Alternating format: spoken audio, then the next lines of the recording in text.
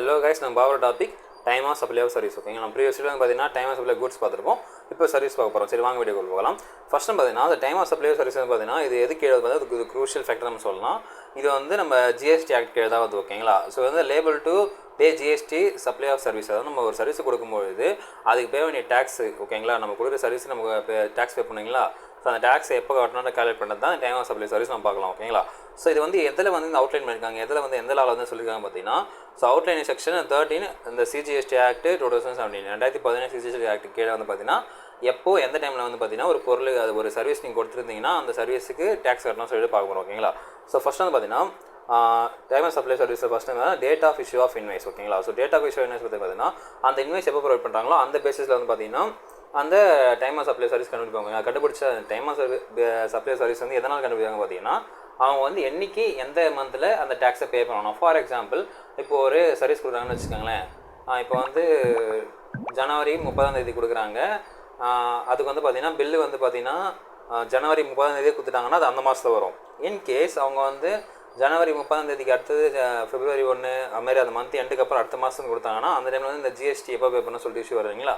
So அப்படின்னு பார்க்கும்போது so அதை தான் இங்கே எப்படி நம்ம கண்டுபிடிக்க போகிறாங்க பார்க்க வரோம். ஓகேங்களா, ஓகே, ஃபர்ஸ்ட் வந்து பார்த்தீங்கன்னா date of issue of invoice. இப்போ வந்து பார்த்தீங்கன்னா சப்ளை ரிசீவ் தான் இன்வைஸ். சப்ளையர் வந்து அந்த சர்வீஸ் ப்ரொவைட் பண்ணுறவங்க வந்து என்றைக்கு அந்த பில்லை கொடுக்குறாங்களோ அந்த பில்லுக்கு ஒரு ரேட்டு அப்படின்னு பார்த்தீங்கன்னா or the last date which the invoice should be have been issued. அதாவது இன்வைஸ் கொடுத்து லாஸ்ட் டேட் சொல்லியிருப்பாங்க இல்லை. ஃபார் எக்ஸாம்பிள் உங்கள் சர்வீஸை கொடுத்துட்டு நான் வந்து இன்னும் ஒரு 3 நாள் உங்கள் பில்லு கொடுத்தாருன்னு சொல்லுவாங்க. ஓகேங்களா, ஸோ அந்த 3 நாள் அந்த 3வது நாள் அப்படின்லாம் பார்த்தீங்கன்னா அந்த பில்லு கொடுத்த நாள். ஓகேங்களா, ஸோ இது 2 நாளில் எது விச்சவர் இயர்லியர் வருதோ இன்கேஸ் அவங்க முதல்ல பில்லு கொடுத்துறாங்கன்னா முதல்ல அவங்க ஜிஎஸ்டி பே பண்ண வேண்டியது இருக்கும் அந்த டைமில். இன்கேஸ் பார்த்தா அந்த 3 நாள் சொல்லியிருக்காங்களா அந்த 3 நாள் 3வது நாள் அவங்க பில்லு கொடுத்தாலும் கொடுக்கணும் அந்த ரேட் தான் கன்சிடர் பண்ண போகணும்.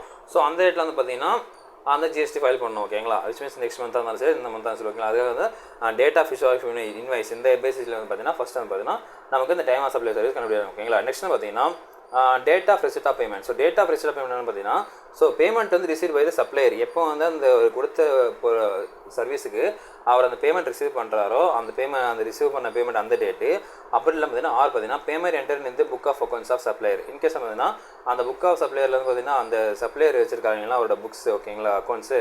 ஸோ அதில் வந்து அவர் என்றைக்கு பேமெண்ட் ரிசீவ் பண்ணப்பட்டுச்சுன்னு எழுதுறாரோ அந்த டேட்டு அப்படின்னா என்றைக்கு பேமெண்ட் ரிசீவ் பண்ணுறாரோ அன்றைக்கி. ஓகேங்களா, இந்த 2 டேட்டில் எந்த டேட் வச்சு ஒரு சீரில் வருதோ அது வந்து பார்த்தீங்கன்னா டைம் ஆஃப் சப்ளை சர்வீஸும் கன்சிடர் பண்ணுவோம். ஓகேங்களா, நெக்ஸ்ட் வந்து பார்த்தீங்கன்னா date of completion of service. Date of completion of service, அதாவது எப்போ வந்து அந்த டேட்டை முடிக்கிறாங்க அந்த சர்வீஸை முடிக்கிறாங்களோ அதை வச்சு எப்படி பார்த்தீங்கன்னா ஃபர்ஸ்ட் வந்து complete the provision of service. அந்த சர்வீஸ் முதல்ல முடிச்சிட்டாங்கன்னா அந்த முடிச்ச date or date on which receipt the service. அதாவது அந்த ரிசிப்டன்ட் இருக்காங்க அந்த சர்வீஸ் ரிசீவ் பண்ணுறவங்க இருக்காங்களா, ஸோ அவங்க அந்த சர்வீஸ் எனக்கு ரிசீவ் பண்ணுறாங்க அன்றைக்கி. ஓகேங்களா, ஃபஸ்ட்டு பார்த்தீங்கன்னா அந்த சர்வீஸை ரிசீவ் பண்ணிவிட்டு கம்ப்ளீட் ஆகிடுச்சு முடிச்சிடுச்சு.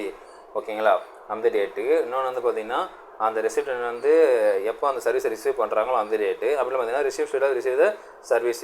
அவங்க வந்து என்றைக்கு அந்த சப்ஜெக்ட் வந்து சர்வீஸை ரிசீவ் பண்ணுறாங்களோ அன்றைக்கி. ஓகேங்களா, ஸோ இது 3த்தில் எது வந்து விச்சவர் ஏர்லியர் வருதோ அந்த டேட் வந்து பார்த்தீங்கன்னா டைம் ஆஃப் சப்ளை ஆஃப் சர்வீஸ்னு சொல்கிறாங்க பேசிக்காக. ஓகேங்களா, இது கொஞ்சம் கன்ஃபியூஸ் பண்ணுற மாதிரி இருக்கும், பட் நீங்கள் வந்து கிளியராக பார்த்தா புரியும். ஓகேங்களா, ஸோ ஃபஸ்ட்டு வந்து பார்த்தீங்கன்னா அந்த சர்வீஸ் என்றைக்கு கம்ப்ளீட் பண்ணுறாங்களோ மொத்தம் முடியுதோ அன்றைக்கி.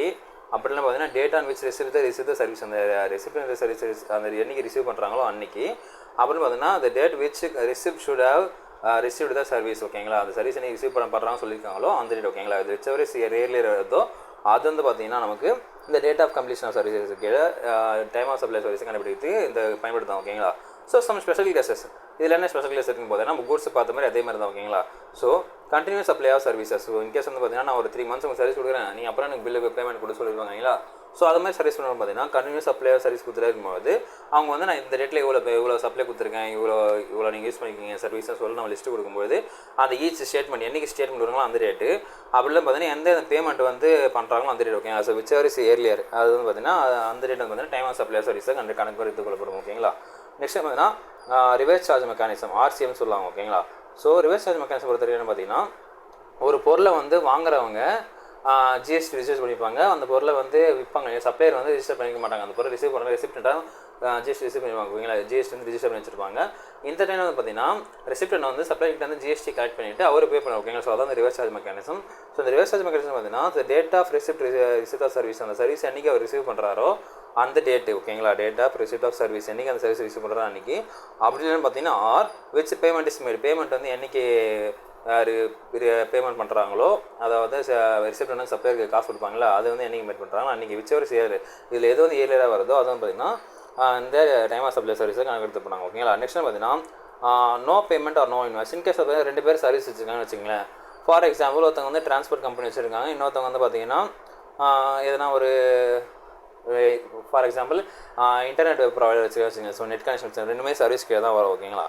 ஸோ நான் ஒரு எக்ஸாம்பிளுக்காக சொல்கிறேன். ஸோ அப்படி இருக்கும்போது பார்த்தீங்கன்னா இப்போ ட்ராவல்ஸ் வச்சுருங்க பார்த்தீங்கன்னா ஏதோ ஒரு நெட்வொர்க் கம்பெனிக்கு வந்து கொஞ்சம் இதுமாதிரி சர்வீஸ் கொடுக்குறாங்க. ஓகேங்களா. அங்கே போகிறது இங்கே வரது சர்வீஸ் கொடுக்குறாங்க. அவங்க வந்து பார்த்தீங்கன்னா மந்த்லி பில்லு கொடுக்குறாங்க. ஓகேங்களா. ஸோ இந்த மாதம் இவ்வளோ ட்ராவல் பண்ணிக்கிங்க, சர்வீஸ் யூஸ் பண்ணிக்கிங்க, இவ்வளோ நீங்கள் 10,000 பில் காட்டணும்னு சொல்கிறாங்கன்னா, அதே சரி இவங்க இன்டர்நெட் சர்வீஸ் வந்து இவங்க ஆஃபீஸ்க்கு நிறைய யூஸ் பண்ணுறாங்க அப்படின்னும்போது இவங்களுக்கும் பில்லு 10,000 வந்துச்சுன்னா 2 பேரும் வந்து அவங்க ஜஸ்ட் பில்லை மட்டும் கொடுத்துப்பாங்க.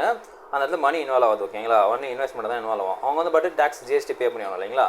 ஸோ அந்த ஜிஎஸ்டி வந்து பார்த்தீங்கன்னா அந்த ஜிஎஸ்டி அவங்க எப்படி பே பண்ணுவாங்க, ஏதாவது காசு இன்வால்வ் ஆகலையே சொல்லிட்டு கேட்டிங்கன்னா, அது பார்த்தீங்கன்னா date of entry of book of accounts இந்த சப்ளையர் என்றைக்கு அந்த குட்ஸை வித்துட்டேன்னு சொல்லிட்டு டைப் பண்ணுறாரோ, அவர் இன்வெஸ்ட் போட்டிருக்காரோ அந்த டேட் வந்து பார்த்தீங்கன்னா அந்த டைம் ஆஃப் சப்ளை சர்வீஸை கணக்கு எடுத்து போடுவாங்க. ஓகேங்களா. அதாவது 2 சர்வீஸ் ப்ரொவைட் பண்ணுறாங்களோ ஒன்றா சேர்ந்து அந்த சர்வீஸ் எதுவும் யூஸ் பண்ணும்போது இந்த கான்செப்ட் உள்ளே வர சொல்லலாம். ஓகேங்களா.